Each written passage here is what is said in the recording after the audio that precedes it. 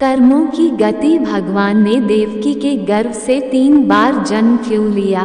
भगवान विष्णु भी अपनी इच्छा से जन्म लेने के लिए स्वतंत्र होते तो वे अनेक प्रकार के सुखों व वैकुंठपुरी का निवास छोड़कर निम्न योनियों मत्स्य, कूर्म, वराह, वामन में जन्म क्यों लेते? ब्रह्मा आदि सभी देवता भी कर्म के वश में हैं और अपने किए कर्मों के फलस्वरूप सुख दुख प्राप्त करते हैं। भगवान विष्णु को रामावतार ग्रहण करके वनवास का दारुण कष्ट, सीता हरण का महान दुख, रावण से युद्ध व पत्नी परित्याग की असीम वेदना सहनी पड़ी, जिसका कारण ऋषि ने उन्हें श्राप दिया था। उसी प्रकार कृष्णावतार में बंदी गृह में जन्म, गोकुल गमन, गोचारण, कंस वध और फिर द्वारका के लिए प्रस्थान आदि अनेक सांसारिक दुखों को भोगना पड़ा। रामावतार के समय देवता कर्मबंधन के कारण वानर बने थे और कृष्ण अवतार में भी कृष्ण की सहायता के लिए देवता यादव बने थे। जब माता देवकी का पहला जन्म हुआ था उस समय उनका नाम कृष्णी तथा वसुदेव सुतपा नामक प्रजापति थे।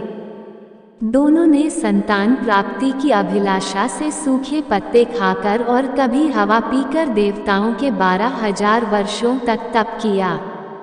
इंद्रियों का दमन करके दोनों ने वर्षा, वायु, धूप, शीत आदि काल के विभिन्न गुणों को सहन किया और प्राणायाम के द्वारा अपने मन के मल धो डाले।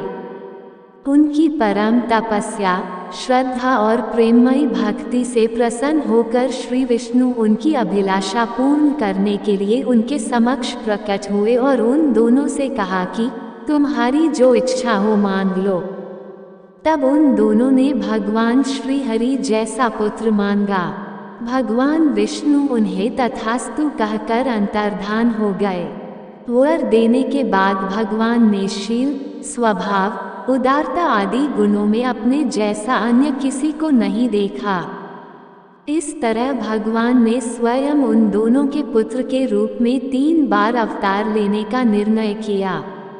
भगवान जब प्रथम बार उन दोनों के पुत्र हुए उस समय वे कृष्णगर्भ के नाम से जाने गए।